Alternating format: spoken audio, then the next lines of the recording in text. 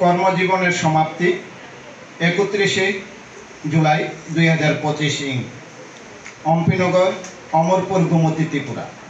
শ্রীযুক্ত বিষণ্ণহরি জমাতিয়া বিদ্যালয় পরিদর্শক মহাশয়ের কর্মজীবনে অবসর গ্রহণ উপলক্ষে বিদায় সম্বর্ধনা। হে সৌম্য শান্ত শীতল অরুণ আলোর কিরণ সম্পাতে ধরুণী যখন নব আনন্দে মুখরিত, এমনই এক সন্ধিক্ষণে হে সখা আপনার শান্ত যুগল চরণ স্পর্শে পেয়েছিল আমাদের এই প্রাণাতিক প্রিয় বিদ্যালয় পরিদর্শকের কার্যালয়। কত বসন্তের স্নিগ্ধ দ্বারাই মধুময় করেছেন এই বিদ্যালয় পরিদর্শকের কার্যালয়কে, আর সহকর্মীগণকে আপনার প্রাণের সুধা দিয়ে উজ্জীবিত করেছেন চেতনার আলোকে। আজ দিকে দিকে এই আলোর জ্যোতি ছড়িয়ে পড়েছে। আপনার শান্ত সৌম্য জ্ঞানদীপ্ত ব্যক্তিত্ব সবাইকে মুগ্ধ করেছে। এই বিদ্যালয় পরিদর্শকের কার্যালয়ে প্রতিটি ছত্রে ছত্রে লুকিয়ে রয়েছে আপনার স্নেহ মিশ্রিত ভালোবাসা, অমৃতধারা। কিন্তু আজ আপনার কার্যালয়ের অবকাশে বাতাসে অনুরাগিত হচ্ছে বিচ্ছেদ বেদনার সুর। আপনার সুদীর্ঘ খ্যাতিময় উদ্দীপনাপূর্ণ ব্যস্ততাময় কর্মজীবন থেকে আপনি অবসর গ্রহণ করছেন কবির কণ্ঠে।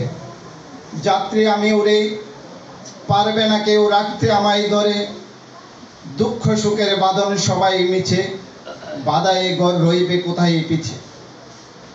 বিদ্যালয় পরিদর্শকের কার্যালয়ের বিভিন্ন প্রশাসনিক ক্ষেত্রে, প্রশিক্ষণ ক্ষেত্রে, সাংস্কৃতিক জগতে, ক্রীড়া ক্ষেত্রে, অন্যান্য সর্বক্ষেত্রে আপনার পরিচালন দক্ষতা এবং অনুপ্রেরণা ছিল প্রশ্নাতীত। আপনার অবসর গ্রহণ একটি বাহ্যিক নিয়ম মাত্র। জীবনের প্রতি পদক্ষেপে আপনি থাকবেন আমাদের মননে, চিন্তনে, চেতনায়। আমাদের অন্তর্দেশে সর্বদা অনুভব হবে আপনার উপস্থিতি, আপনার সান্নিধ্য ও আপনার অভিভাবকত্ব।